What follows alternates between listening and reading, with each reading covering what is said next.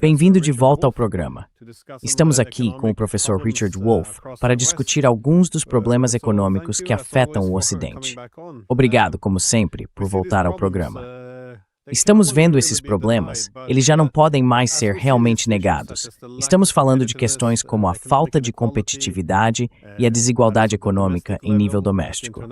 Em nível internacional, observamos um declínio relativo.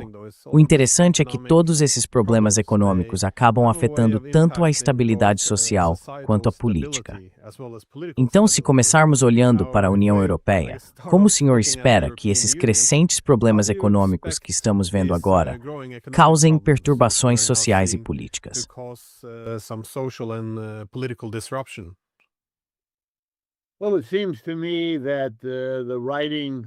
Bem, me parece que a escrita, proverbial ou não, já está na parede. Acho que você está vendo na Europa algo bastante semelhante ao que temos aqui nos Estados Unidos. Estou falando com você de Nova York, onde vivo e trabalho. O núcleo de uma economia capitalista moderna, que é uma mistura entre a fabricação de bens e, se me permite, a fabricação de serviços que acompanham esses bens, está em declínio e vem declinando há bastante tempo. Com isso quero dizer algumas décadas. E isso levou a todo tipo de crise que é coerente com um desequilíbrio crescente, desculpe-me se me entende, entre a realidade do sistema econômico e o simbolismo financeiro construído sobre ele.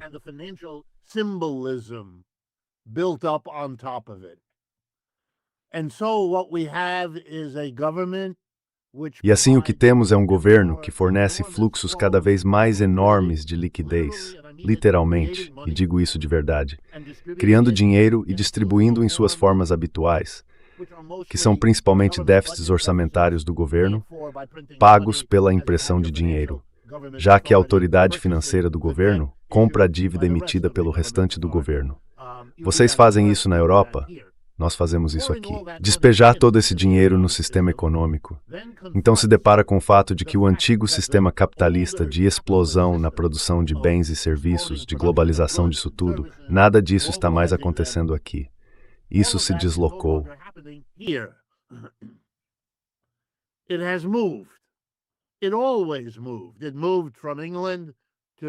Ele sempre se moveu. Moveu-se da Inglaterra para a Europa. Moveu-se da Europa, através do colonialismo, para todos os lugares do mundo. E, eventualmente, o núcleo industrial da economia também se deslocou, muitas vezes por decisões tomadas pelas corporações que haviam se desenvolvido na Inglaterra e na Europa, e assim por diante. De modo que agora estão concentradas na China, na Índia, no Brasil e em todos esses lugares. Então, para onde vai o dinheiro? Parte dele é usada para construir lá. Mas os problemas políticos nesses lugares impõem limites a quanto disso pode vir do Ocidente. Então a imagem que quero te passar é: para onde vai o dinheiro? Literalmente, como a economia absorve o fluxo de dinheiro.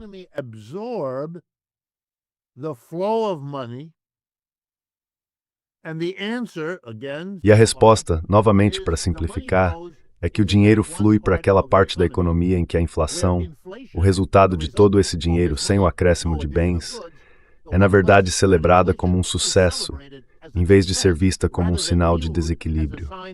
E esse lugar é chamado de mercado de ações.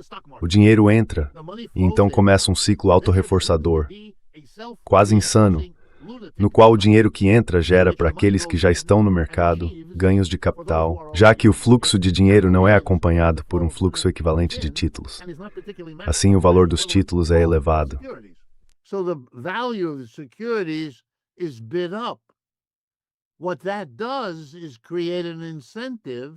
O que isso faz é criar um incentivo para que a próxima onda de dinheiro que entra na economia também vá para o mercado de ações.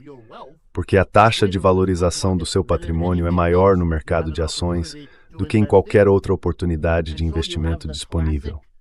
E assim temos a clássica situação de uma bolha de investimento que se retroalimenta. E estamos vendo isso acontecer globalmente agora, porque nossa economia é global de uma forma que nunca foi antes. Posso dizer que não me surpreende que os mercados de ações na Europa, a maioria deles, e o mercado de ações nos Estados Unidos, estejam passando pela mesma explosão estranha em meio a dificuldades econômicas. Isso teve consequências catastróficas. Cataclysmic consequences. There is no way to exaggerate this. I'll give you just Não há como exagerar isso. Vou te dar apenas alguns exemplos principais. Em primeiro lugar, isso impediu o Ocidente, e com isso quero dizer a Europa, a América do Norte e talvez o Japão, de compreender e aceitar até agora o quão perigoso tudo isso é. Eles não conseguiam ver o que estava acontecendo na China, por exemplo. A industrialização da China já tem pelo menos 30 anos. Havia uma cegueira em relação ao que isso significava. O que os chineses conseguiram fazer simplesmente aconteceu fora do campo de visão, fora do radar, em algum lugar onde não importava que literalmente tudo no setor de manufatura estivesse sendo levado para lá, como um aspirador de pó puxando a poeira de um tapete. De alguma forma, isso não foi percebido e fez com que o país ficasse cego até mesmo para os desenvolvimentos que aconteciam em casa. Even to those developments that happened at home. 30 years ago, Detroit, Michigan. 30 anos atrás, Detroit, em Michigan, era o centro da indústria automobilística americana. Era o exemplo mais bem-sucedido do capitalismo industrial moderno que o mundo conhecia. Visitantes dos Estados Unidos eram levados pelo presidente a Detroit, onde podiam ver todas as fábricas e todos os trabalhadores. Mesmo os trabalhadores negros americanos tinham bons empregos, conseguiam mandar seus filhos para a faculdade e podiam comprar uma casa, um automóvel e tudo mais. Nos últimos 30 anos, enquanto a China explodia economicamente, Detroit se tornou um desastre. Visitei Detroit não faz muito tempo e estou falando de uma cidade onde metade das casas está abandonada. Grandes partes da cidade parecem uma versão muito estranha da faixa de Gaza, ou como Dresden bombardeada no fim da Segunda Guerra Mundial. Sabe, os prédios, metade deles já pegou fogo, então estão parcialmente queimados.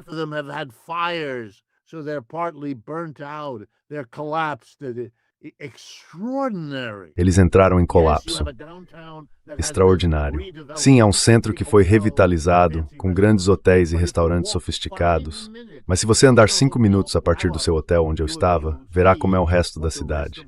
Mas de alguma forma, isso pôde continuar, ano após ano, por 30 anos, e ainda hoje não há reconhecimento. O que significa a cidade ser uma pequena casca de si mesma?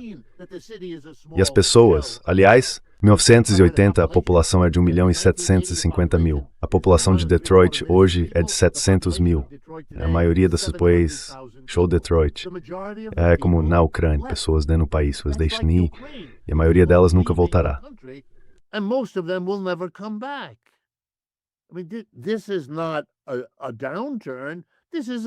Isso não é uma desaceleração. Isso é uma catástrofe. Mas você teria que procurar muito. É algo muito, muito difícil, muito lento. Aliás, hoje de manhã, e acredito que pela primeira vez, uma mulher foi empossada como a nova prefeita de Detroit, uma mulher negra. Da mesma forma, na cidade de Syracuse, uma mulher negra se tornou prefeita. E na cidade de Albany, em Nova York, uma cidade importante, a capital do estado, também uma mulher negra.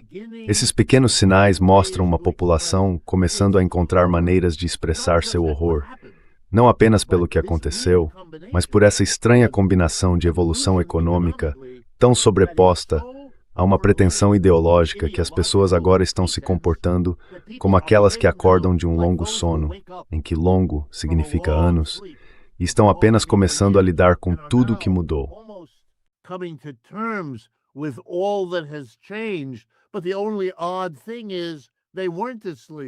Mas a única coisa estranha é que eles não estavam dormindo. Estavam acordados o tempo todo, vivendo aquilo. Ontem, em Nova York, empossamos um socialista muçulmano como prefeito. Sabe, todo mundo está tentando entender o que isso significa. O povo de Nova York votou no socialismo? Claro que não. De jeito nenhum. Para ser sincero, a maioria das pessoas em Nova York não saberia dizer o que é socialismo. Esse é o nível de repressão ideológica que todos nós vivemos. Eu vivi isso a vida inteira, assim, em Ohio, vivi aqui a vida toda, de sempre pressionado ao coisa na pista, ao orgulho, que não falta de consciência. By the absence of an awareness, the repression of the left after World War II meant. A repressão da esquerda após a Segunda Guerra Mundial significou que nada disso podia ser dito. Então agora há essa cegueira e ansiedade. E as pessoas em Nova York, elas votaram, e isso é muito importante, votaram contra o capitalismo ocidental moderno. Elas podem não usar essa palavra, embora ela seja mais comum na América hoje do que em qualquer outro momento da minha vida. Mas usem a palavra ou não, estão votando contra o status quo. E se você é um jovem muçulmanista, bem, vamos tentar isso, porque o que temos é inaceitável.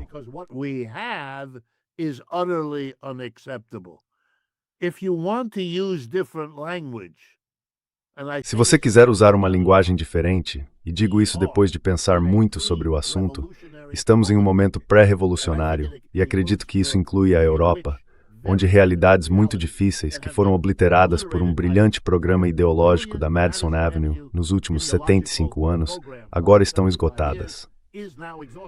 A realidade está se tornando palpável, e não há como lidar com isso. Porque eles estiveram tão ocupados fingindo que não fazem ideia do que fazer nessa circunstância. O velho socialismo está voltando, porque para a geração que está apenas o descobrindo, é um conjunto de ideias muito interessante e atraente. É notável viver isso.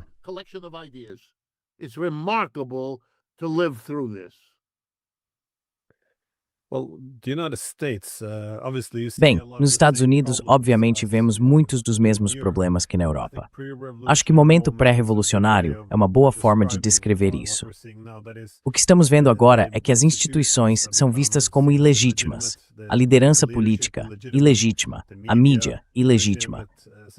Essencialmente, não se pode ter uma sociedade funcional sem elas, mas elas não estão cumprindo o papel que deveriam ter.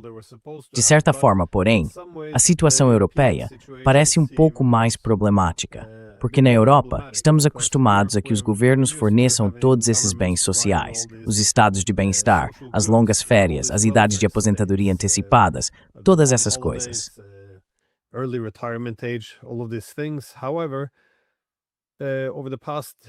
No entanto, nos últimos anos, temos ouvido que não podemos mais sustentar o estado de bem-estar social. Agora precisamos do estado de guerra. Então temos que nos preparar para esse mundo violento que está por vir, onde os russos virão atrás de nós e os americanos irão embora. Tudo isso. Mas, no geral, é uma armadilha interessante para os europeus, porque o que acontece quando os governos afirmam que não podem mais manter o sistema de bem-estar? Ou é por falta de competitividade econômica, ou simplesmente por outras prioridades no uso do dinheiro dos contribuintes. Então, você acha que a situação europeia é pior do que a americana nesse sentido?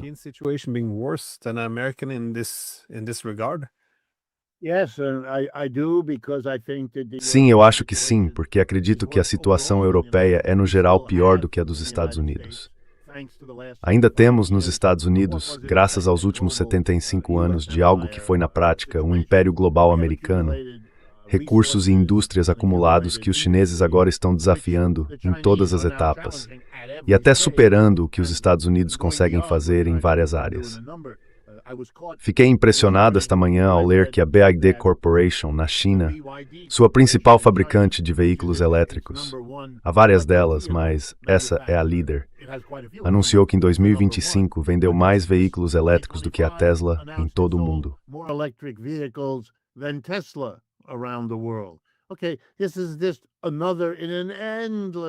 Certo, isso é apenas mais um exemplo em um fluxo interminável de documentação, mostrando para onde o centro do capitalismo mundial se deslocou. Eu não uso a palavra capitalismo de forma leviana. Eu a uso no sentido muito preciso da organização de uma empresa, de modo que exista um pequeno grupo de pessoas que formam o conselho diretor ou qualquer outro nome que se queira dar, e uma massa de pessoas que são os empregados.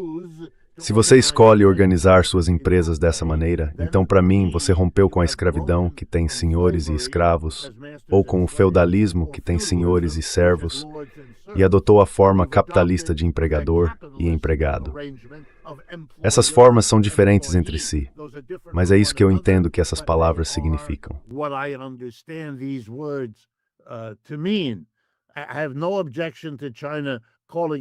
Não tenho objeção a que a China se chame de socialista, mas é um tipo de socialismo parecido ao que você conhece na Escandinávia, em que as empresas permanecem, A, em grande parte de propriedade e operação privadas, e B, quase universalmente organizadas em torno da relação entre empregador e empregado.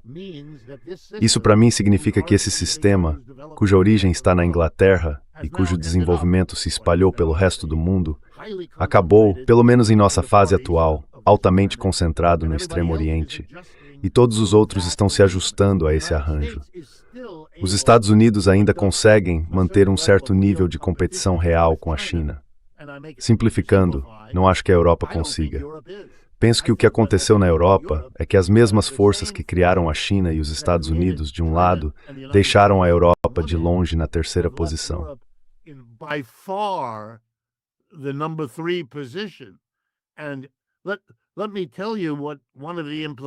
E deixe-me dizer uma das implicações de tudo isso.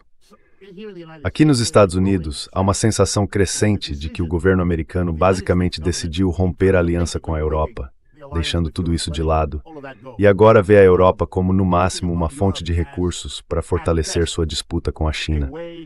E, portanto, veja bem, von der Leyen precisa se comprometer a comprar 750 bilhões de dólares em gás natural liquefeito nos próximos 10 anos. E concordar que a Europa, o que para mim é o mais impressionante, vai investir, acredito que o mesmo valor, 750 bilhões de dólares, aqui nos Estados Unidos.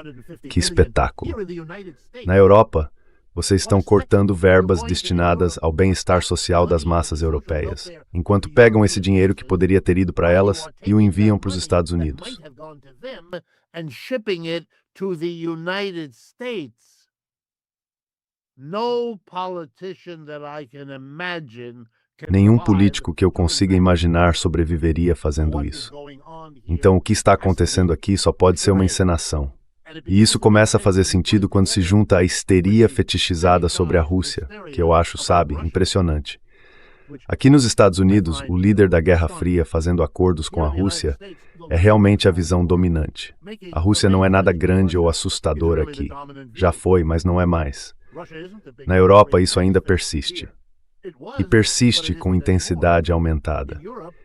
Isso dá ao Sr. Merz uma desculpa para gastar uma enorme quantia de dinheiro com militarização, com o fortalecimento das Forças Armadas na Alemanha. Bem, para quê? Vocês não vão alcançar os Estados Unidos.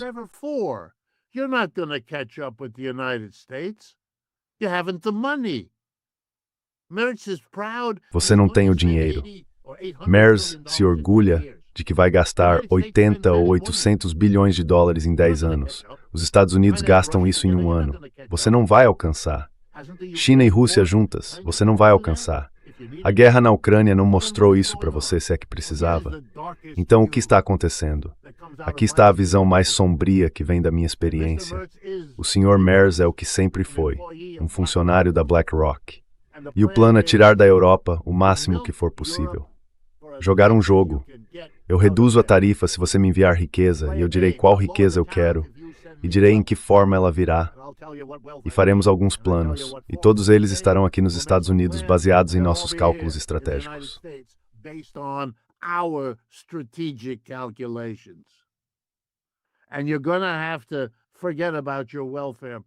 E você vai ter que esquecer o seu programa de bem-estar social. O que você vai precisar fazer é contar com um de vocês para ser a força repressiva de todo o continente. E esse será a Alemanha. Os alemães se tornarão os aliados dos Estados Unidos para que tudo isso aconteça. Não a Grã-Bretanha, a Alemanha.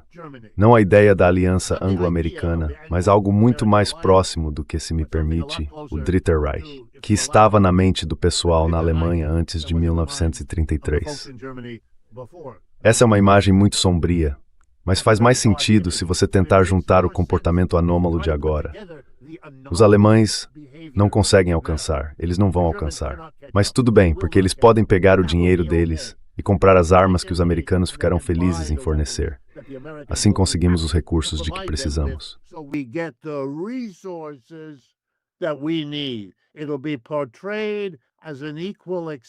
Isso será apresentado como uma troca justa. Os Estados Unidos vão lhe vender as armas de que você precisa e você nos enviará o dinheiro que exigimos. E faremos o que já fazemos há meio século. Enviaremos as armas que estão obsoletas, porque já as substituímos por novas. Afinal, você não precisa das mais recentes, já que não pode lutar ao nosso lado de qualquer forma. Isso será suficiente para a tarefa que lhe será atribuída. Posso estar errado. Obviamente estou especulando, mas minha especulação faz mais sentido sobre o que está acontecendo do que qualquer outra explicação que consegui encontrar.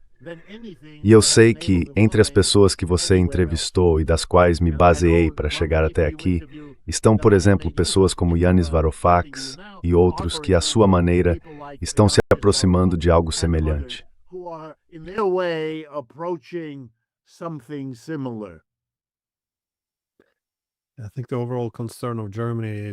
Acho que a preocupação geral com a Alemanha também está crescendo. A transformação tremenda que estamos vendo lá agora é realmente extraordinária. Mas, quando se trata da Europa, se compararmos com os Estados Unidos e os problemas que estão por vir, a Europa e os Estados Unidos não são o mesmo tipo de ator. Na verdade, quando dizemos Europa, a Rússia representa cerca de 1/3 dela. Então isso não é realmente a Europa. Estamos falando da União Europeia. Mas mesmo a União Europeia não é uma potência muito coesa. Parece que grande parte da crise atual está sendo usada como desculpa ou como oportunidade para centralizar o poder. Acho que a maioria das pessoas que assistem Wonderland chegaria a essa conclusão.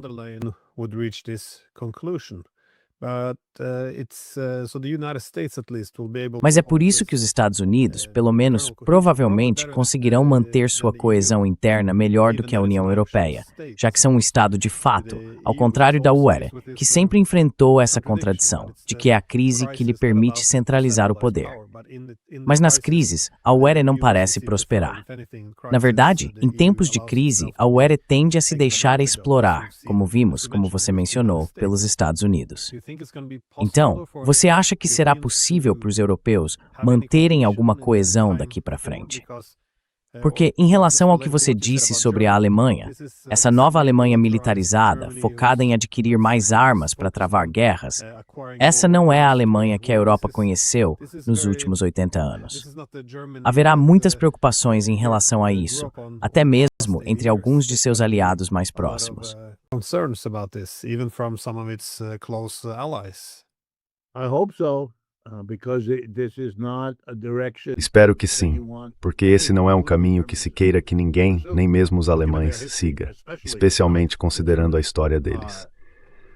Deixe-me responder assim. Concordo com você. As divisões na Europa são extraordinárias.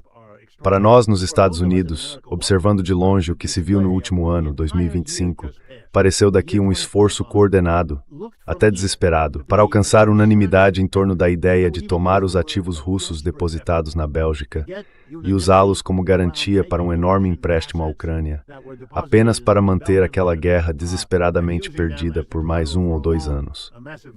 Qualquer um que imaginasse que essa quantia de dinheiro poderia fazer mais do que isso está, a meu ver, sonhando.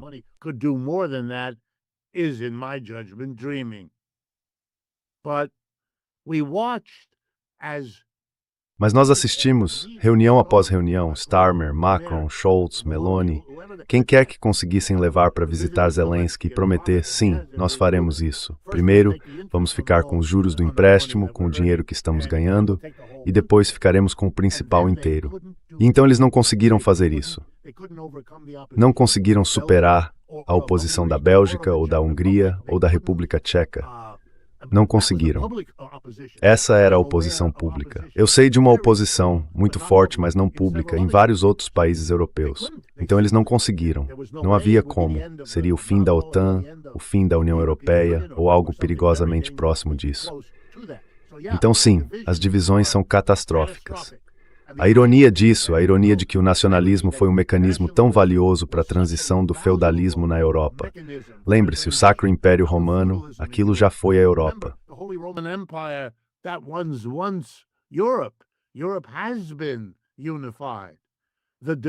A Europa havia sido unificada. A divisão, a fragmentação da Europa em todos aqueles pequenos reinos feudais que depois precisaram ser reunidos à força, Bismarck na Alemanha, Cavour, Mazzini e os outros na Itália, e assim por diante. Esse nacionalismo, que foi o salvador da transição para o capitalismo, agora se torna o fardo, o peso que arrasta a Europa para a irrelevância. É uma lição fantástica sobre como um conjunto de instituições pode ser progressista em uma situação e retrógrado em outra. Mas eu gostaria de acrescentar algo mais. A unidade dos Estados Unidos é menor do que foi em toda a minha vida. Muito menor. O espetáculo do Sr. Trump como presidente e do Sr. Mamdani como prefeito de Nova York deveria dar a você uma noção disso.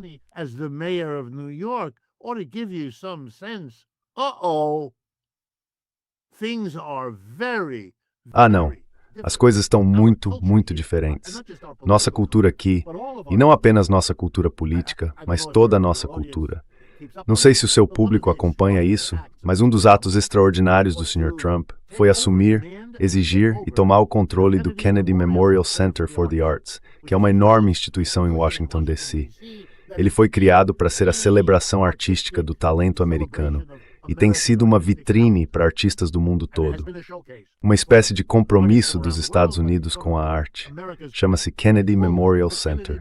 O Sr. Trump exigiu que, primeiro, ele demitiu todas as pessoas que o administravam, substituiu-as por seus próprios indicados e depois exigiu que seus indicados mudassem o nome, de modo que agora se chama Trump Kennedy Center for the Arts. Kennedy Center for the Arts. Okay, we are now watching. This is only a few weeks old. Certo, estamos assistindo agora, isso aconteceu há apenas algumas semanas, e nesse período, artista após artista cancelou seu show. Eles não foram. Os cantores não foram. Os artistas dramáticos não foram. Os escultores não foram. Ninguém. Quer dizer, alguns poucos foram. Ele teve que sair procurando 2 ou 3, porque todos estavam cancelando, e precisou buscar, o que não é fácil, artistas de direita, artistas que ele pudesse levar para que os concertos não ficassem vazios, para que houvesse alguma coisa acontecendo ali. E acabou ficando claro que os artistas dos Estados Unidos, o que não deve surpreender ninguém, não são fãs do Sr. Trump.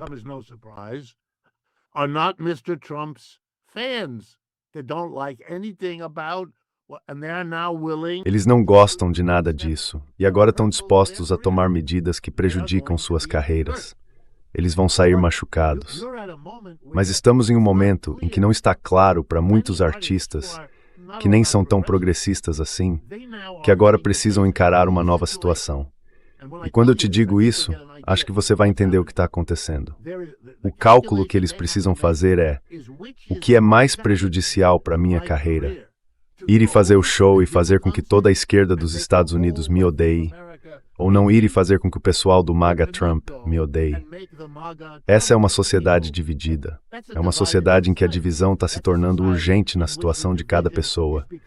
E você vê isso quase em todos os lugares. And you're finding that almost everywhere. Well, we have our authoritarian development Bem, here. nós também temos nossos desenvolvimentos autoritários aqui na Europa. Se você acompanha meu canal, sabe que eu frequentemente entrevisto um coronel suíço, Jacques Baude, que trabalhou na inteligência suíça e já atuou na OTAN. Enfim, o problema que ele enfrenta agora é que, ao analisar a guerra na Ucrânia, chegou às conclusões erradas, de que não se trata de uma guerra sem provocação e de que o caminho para a paz não é simplesmente lutar até o último ucraniano. Basicamente, por discordar, a União Europeia decidiu que isso era pró-Rússia, apenas por questionar as políticas da OTAN e da própria UE. Eles impuseram sanções contra ele, e como ele mora em Bruxelas, suas contas bancárias foram congeladas. Ele não pode comprar comida. Sim, estão essencialmente destruindo a vida dele. É isso que acontece com quem discorda. Portanto, não é um bom momento aqui também. Mas imagino que isso não será o fim do caminho. Parece mais que estão estabelecendo um precedente, de que é assim que nossos cidadãos passarão a ser tratados.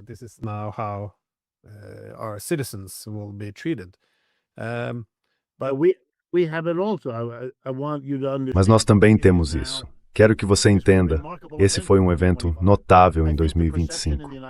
Acho que a percepção nos Estados Unidos mudou em torno de uma nova força policial especial que Trump criou.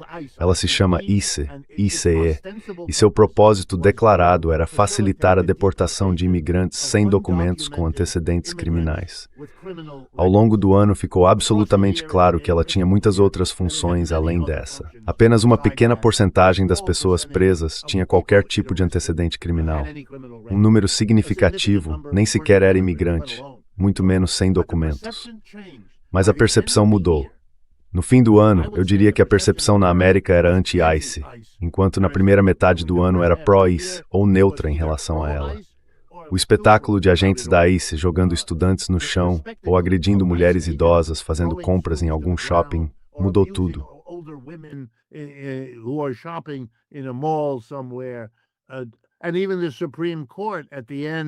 Até mesmo a Suprema Corte, no final do ano, decidiu contra Trump, dizendo que ele não poderia usar tropas em Los Angeles, Portland e Chicago, o que foi outro espetáculo do exército americano invadindo suas próprias cidades. Então ele tem muito trabalho pela frente. O Sr. Trump, no ano de 2026, estará, a meu ver, envolvido em duas atividades. Primeiro, reprimir tudo isso. Segundo, desviar a consciência pública de uma situação doméstica americana ruim para aventuras no exterior. E isso, a Venezuela deve te dar uma ideia, ou bombardear uma vila na Nigéria, ou reacender horrores no Oriente Médio, ou talvez fazer algo indescritivelmente estúpido em Taiwan. Mas é isso que resta a ele. Em um ano ele dissipou uma quantidade enorme de apoio, e não é um líder que saiba lidar muito bem com isso.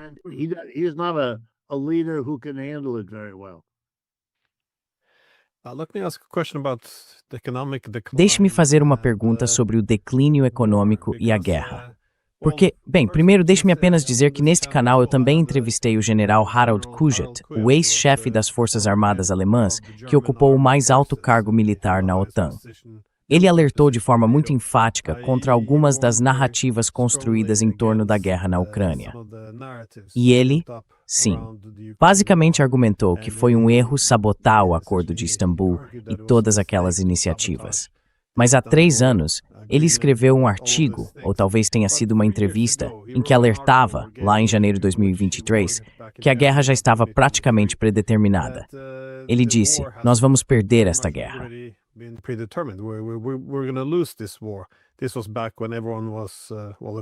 Naquela época, todos eram obrigados a dizer que estávamos vencendo.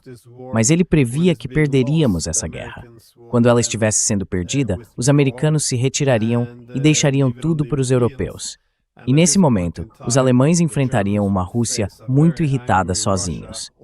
Achei que era uma previsão bastante notável há 3 anos, especialmente vinda do chefe das Forças Armadas alemãs.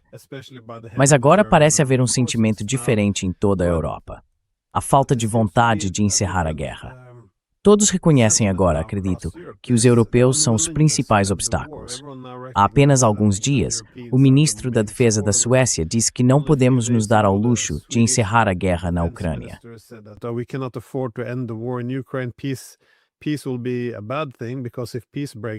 A paz será uma coisa ruim, porque se a paz for alcançada, os russos poderão enviar mais tropas para a região do Mar Báltico. O primeiro-ministro da Dinamarca também disse algo parecido. Então, sim, temos que manter a guerra na Ucrânia para distrair os russos de se vingarem de nós, já que temos usado os ucranianos como um tipo de intermediário contra eles, essencialmente. Mas além de tudo isso, a consequência direta da guerra, também vemos que há algumas consequências econômicas. Ou seja, é fácil explicar a queda dramática no padrão de vida se pudermos culpar a guerra e os russos. Mas de que outra forma você vê essa crescente crise econômica criando esses incentivos para o belicismo entre a classe política?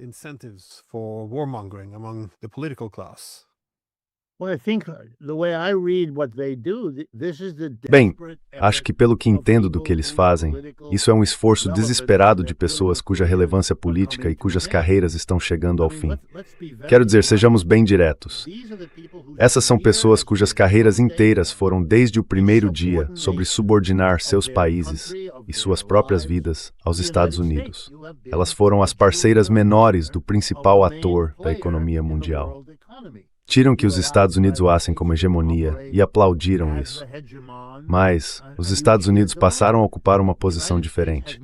Agora acreditam que têm mais a ganhar extraindo riqueza deles do que tratando-os como aliados úteis.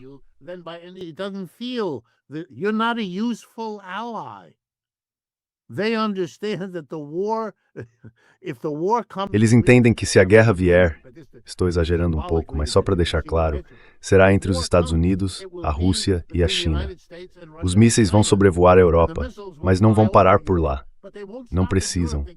Agora eles podem escolher parar Mas se eu fosse europeu, estaria muito preocupado que o próximo passo fosse fazer com toda a Europa o que foi feito com a Ucrânia, e assim acabaríamos com uma guerra por procuração, em que o leste e o oeste lutam até o último europeu. Sim, isso pode acontecer, mas a Rússia não vai lutar com a Alemanha. Não faz sentido. Mais uma vez, se você entende que a OTAN estava avançando para o leste, a Rússia não podia impedir até o momento em que pôde.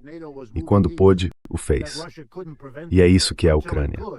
And when it could, it did, and that's what Ukraine is. And I think you'll see more the likelihood. E acho que você verá cada vez mais a probabilidade de que esses políticos não tenham para onde ir se admitirem que a Rússia não mostra nenhum sinal de querer ou precisar invadir a Europa.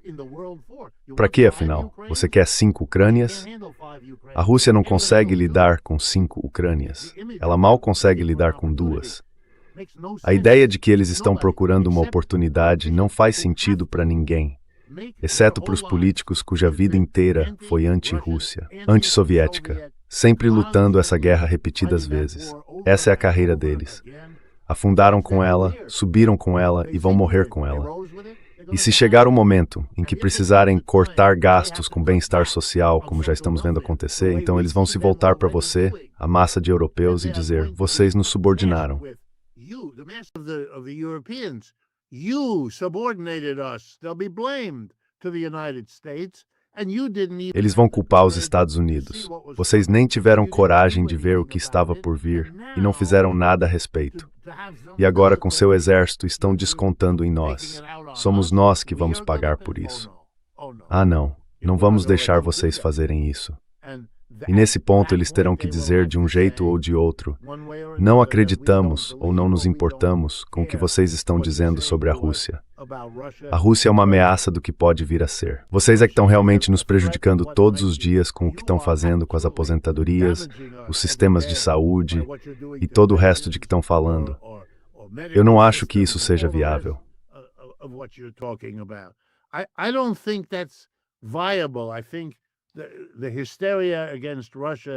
Acho que a histeria contra a Rússia é completamente exagerada.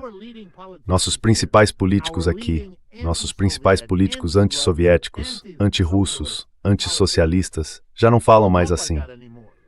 Até eles acham os europeus estranhos nesse sentido, realmente estranhos. Eles ainda são assim? Sim, porque suas vidas políticas foram as mesmas. Eles cresceram durante a Guerra Fria anticomunista e também estão se perguntando o que será dito sobre eles. Todas as coisas que disseram e fizeram para justificar tudo aquilo. Eles estão em apuros. Estão em apuros politicamente aqui, porque todos aqueles esforços de todas aquelas pessoas contra Mamdani e os outros fracassaram.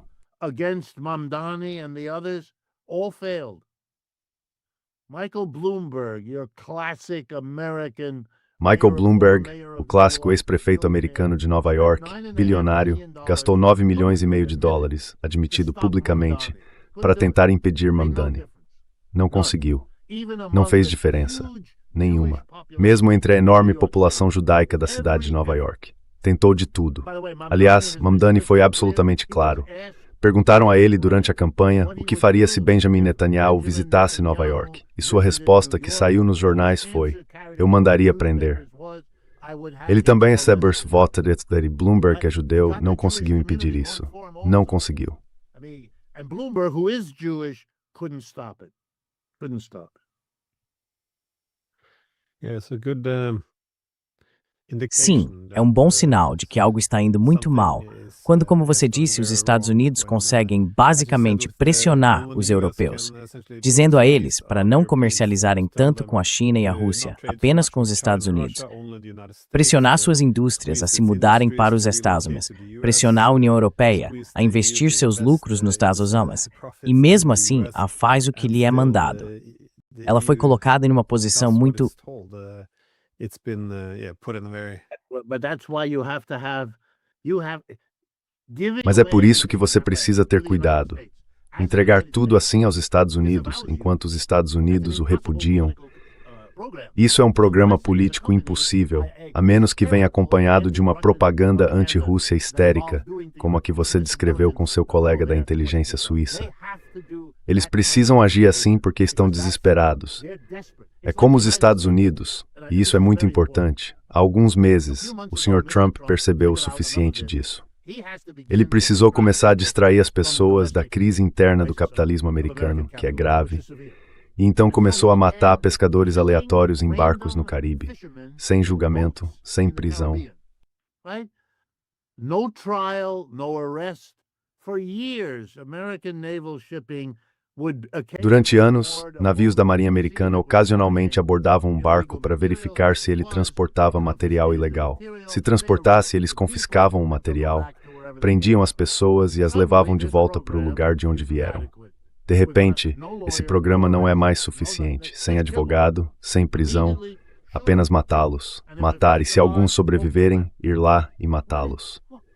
Por quê? Não pode ser por causa das drogas. A maioria das drogas que nos preocupam não vem da Venezuela. Elas chegam por outra rota. É tudo uma bobagem. Então não tem substância alguma. Faz parte do vamos bombardear a Nigéria, vamos bombardear.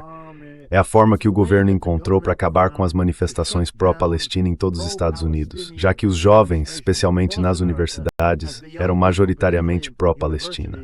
were overwhelmingly pro-Palestinian. This was squashed, and they found an argument. Isso foi abafado, e eles encontraram um argumento, o antissemitismo, um problema que existe nos Estados Unidos há muito tempo, mas que agora é menos grave do que jamais foi. Eles reviveram essa crença para sufocar a dissidência, e isso funcionou. Então agora estão fazendo a mesma coisa com drogas imaginárias de uma fonte imaginária. Eles podem dificultar a vida do Sr. Maduro e conseguir compromissos dele, que é o objetivo disso. Dar a eles acesso preferencial ao petróleo e assim por diante, não entregá-lo à China, etc, etc. É só disso que se trata. Isso é uma manobra feita para desviar a atenção enquanto ele reprime ou tenta reprimir a dissidência interna. E é isso que veremos em 2026. Mas não acho que seja tão diferente da sua situação. Não acho. Acho que você também vai ter que reprimir a dissidência. I don't. I think you're going to have to squash dissent. You're going to have to squash two kinds of dissent. Você vai ter que reprimir dois tipos de dissidência. A crescente percepção de que a Rússia não é o problema que fizeram você acreditar que fosse. E eu não sou defensor da Rússia, nem admirador do Sr. Putin, nada disso. Apenas estou olhando para a situação de forma realista. Mas a ameaça ainda maior virá de dentro dos países europeus, com a mobilização dos trabalhadores e da esquerda contra a destruição do estado de bem-estar social. Uma coisa é ser convocado a participar de uma histeria contra a Rússia, que é em grande parte apenas retórica. Outra coisa é não poder mandar seu filho para a universidade, ou não conseguir se recuperar de uma doença catastrófica e assim por diante. E eu acho que é aí que a coisa realmente pega. É aí que estará a verdadeira luta. E nós também vamos enfrentar isso neste país.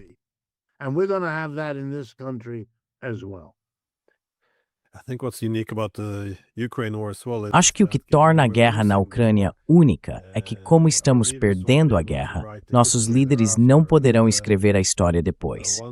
E quando todas as mentiras forem expostas, uma após a outra, todas as coisas que disseram ser propaganda russa, desde o envolvimento da OTAN até as questões de corrupção, uma após a outra, estão se provando verdadeiras.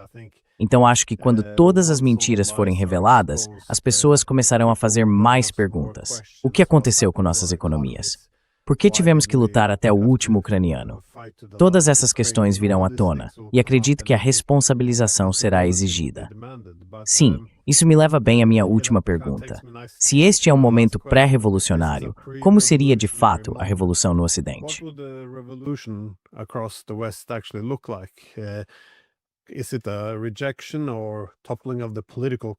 É uma rejeição ou uma derrubada da classe política, do sistema? São as elites da mídia, as principais instituições? O que você acha que vai acontecer? Porque nós realmente temos um grande problema econômico, ou crise, se aproximando. Temos, como mencionei antes, uma crise de legitimidade, acredito, da liderança política. E isso se vê não apenas nas pesquisas, que indicam que eles não são populares, mas no fato de que não ser popular e não ser visto como legítimo são duas coisas diferentes. Então, há uma crise real. E esse é exatamente o meu ponto. Quando há um problema econômico, ele gera uma crise social e também política. Portanto, não será como no passado, mas se a história não se repete, você sabe, ela rima. Então, como será essa revolução, na sua opinião? What will this revolution look like in your view? Well, it is a speculative question. I'm not sure. Bem, é uma pergunta especulativa. Não tenho certeza se meus palpites são mais sábios ou melhores do que os de qualquer outra pessoa. Mas me chama a atenção, aqui nos Estados Unidos, que haverá uma disputa entre três ideias sobre o que pode ser uma revolução, algo com o qual quase todo mundo já meio que concorda.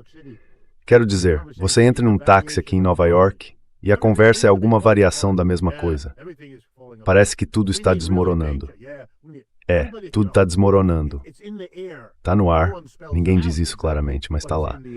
Então, dado isso, acho que há três cenários. O primeiro, um fascismo direto, uma tentativa de reorganizar esta sociedade de cima para baixo.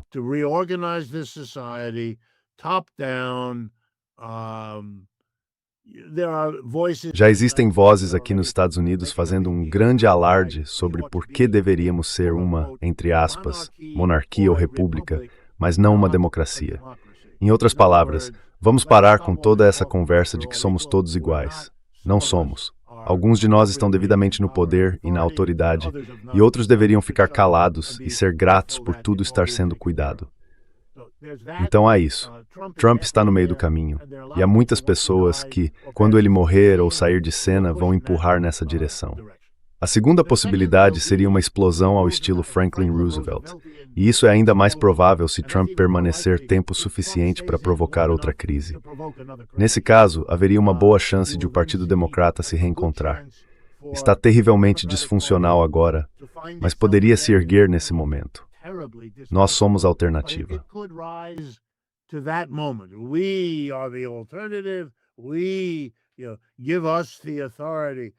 Nós nos damos autoridade.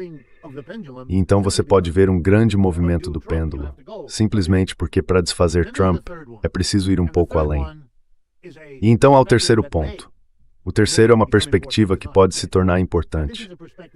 Ainda não é. Essa é a visão de que a crise é real, mas que é mais do que apenas uma questão de conduzir todo o aparato.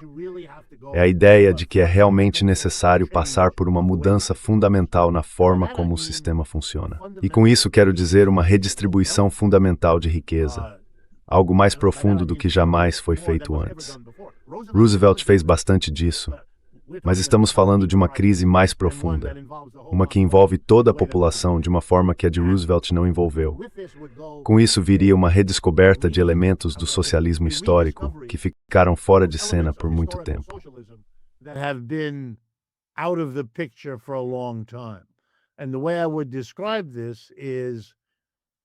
A maneira como eu descreveria isso é a seguinte: se você pegar o Capital de Marx e o ler, o volume 1, ou se o ensinar como eu faço, então saberá que todo o foco de Marx, e o volume 1 é o único dos 3 volumes que ele realmente escreveu, estava na organização da produção.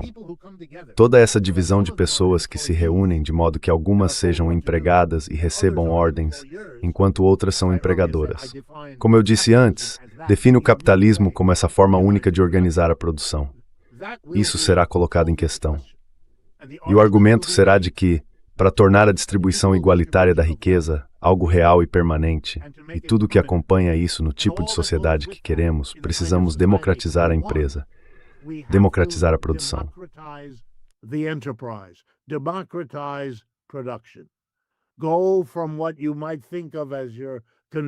Sair do que você poderia considerar uma corporação capitalista convencional para algo como uma cooperativa de trabalhadores. E nós temos exemplos disso em todo o mundo, modelos, variações. Não estamos começando do zero, mas seria algo radical organizar uma economia inteira dessa forma. Esse seria o argumento do que então seria a extrema esquerda. Mas a crise nesse país é tal que essa perspectiva está crescendo e ganhando força aqui.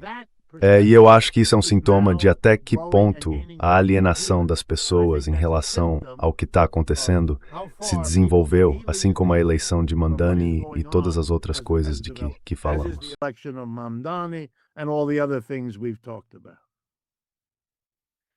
Well, thank you for taking the time and Bem, obrigado por dedicar um tempo para analisar a ideia de um momento pré-revolucionário.